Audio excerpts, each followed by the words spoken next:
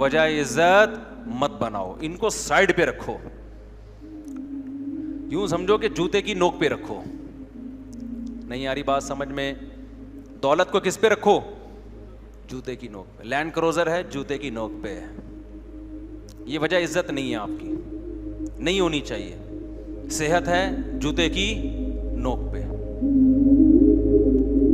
سمجھ رہے ہو نا؟ اور کیا سواری ہے, وہ تو ہو گئی نا, لینڈ کروزر سواری تو روٹی تھوڑی ہوتی ہے. وہ خوراک ہے, جوتے کی بولو نوک پہ. کیا مطلب جوتے کی نوک پہ؟ بھائی دنیا مسافر خانہ ہے, کوئی دل لگانے کی چیز ہے یہ؟ کیا جوتے کی نوک پہ ہی ہے نا, یہ چھن جائے گی بھائی تھوڑی دنوں میں. تو دل ہی نہ لگاؤ, نہ اس کو وجہ عزت سمجھو. وجہ عزت کیا ہے؟ اللہ. جانا کس کے پاس ہے بھائی؟ اللہ کے پاس جانا ہے نا. تو دل کس سے لگاؤ؟ اللہ سے لگاؤ. حضرت مصعب ابن عمیر رضی اللہ تعالی عنہ اتنے ارب پتی تھے کہ مکہ میں جب گھر سے جو دولت مند لوگ ہوتے ہیں نا, خوشبوؤں کا بھی استعمال بہت کرتے ہیں, بڑی مہنگی مہنگی خوشبو. غریب آدمی تو بیچارہ پسینوں میں ہی آتا رہتا ہے نا, تو وہ تو پسینہ ہی بھگاتا رہتا ہے نہا کے. جب آپ کا لیونگ اسٹینڈرڈ بڑھنا شروع ہوتا ہے, بڑھتے بڑھتے ایک وقت, میں تو گیا ہوں نا بڑے بڑے دولت مندوں کو دیکھا, ہر وقت خوشبوؤں کی دھونی. سعودی عرب میں خاص طور پر یہ بہت, عربوں میں خوشبوؤں کا بہت رجحان ہے, اور ایسی ایسی خاندانی خوشبوئیں وہ ہمیں یہاں نظر ہی نہیں آتی. تو کیونکہ یہاں ظاہر ہے اتنا پیسہ نہیں ہے نا لوگوں کے پاس, تو نظر کیسے آئیں گی؟ ٹھیک ہے نا. تو آپ حضرت مصعب ابن عمیر رضی اللہ تعالیٰ عنہ اتنے مالدار, ریشمی لباس پہنا کرتے تھے, خوبصورت بہت تھے. جب مکہ کی گلیوں میں نکلتے نا تو گلیاں خوشبو سے معطر ہو جاتی تھی, لگتا تھا کوئی رائل فیملی کا بندہ یہاں سے گزر کے گیا ہے. لیکن آپ نے اس دولت کو وجہ عزت نہیں بنایا, کیونکہ آپ کو یہ بات سمجھ میں آ گئی تھی نبی صلی اللہ علیہ وسلم پہ جب قرآن نازل ہوا کہ بھائی تم سب نے لوٹ کے خدا کے پاس جانا ہے.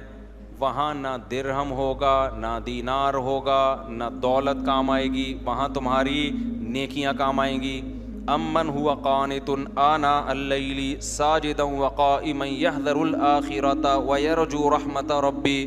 اللہ نے فرمایا بھلا وہ شخص جو راتوں کو اللہ کے سامنے اٹھ کے اللہ سے دعائیں مانگتا ہو, آخرت کا خوف کرتا ہو, کیا اس کے برابر وہ شخص ہو سکتا ہے جو یہ سب کچھ نہ کرتا ہو؟ اتنی قرآن کی آیتیں, ہر جگہ عمل عمل عمل. کہیں بھی دولت کی فضائل بیان نہیں کیے گئے قرآن میں کہ دولت کی وجہ سے تم اللہ کی نظر میں بڑے بن جاؤ گے. اگر کسی کے پاس دولت ہے بھی تو وہ صدقہ خیرات کر کے تو بن سکتا ہے, ایک نیک عمل ہے نا, صرف دولت نہیں بنا دے گی اس کو اللہ کی نظر میں بڑا.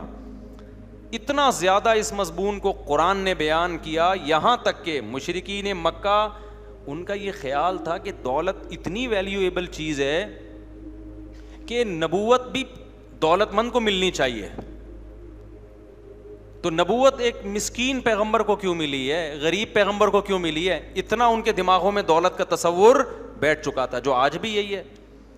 تو قرآن نے کیا کہا؟ اہم یقسمون رحمت ربک, نبوت اللہ کی رحمت ہے, اس کے ٹھیکیدار تم تھوڑی ہو, تو ہم ہیں, ہم جس کو چاہیں گے دیں گے. تو اللہ نے دولت مند کو چھوڑ کر عرب میں جو سب سے غریب اور مسکین تھے نا, ان کو نبوت کے لیے سلیکٹ کیا. یہ ساری چیزیں مصعب ابن عمیر بولو دیکھ رہے تھے کہ اللہ کی نظر میں اصل کیا ہے؟ عمل ہے.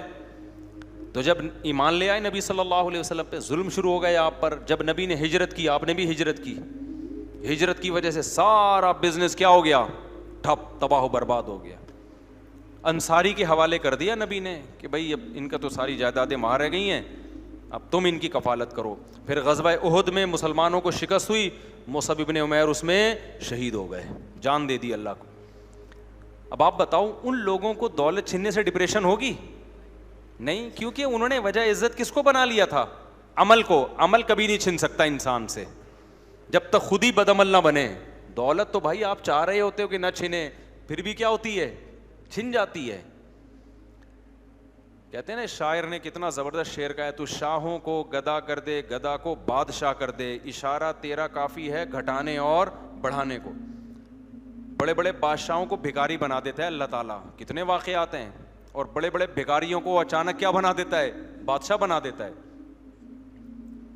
تو مصعب ابن عمیر رضی اللہ تعالیٰ عنہ نے قربانی دی, غزوہ احد میں شہید ہو گئے, کفن نہیں تھا پہنانے کے لیے.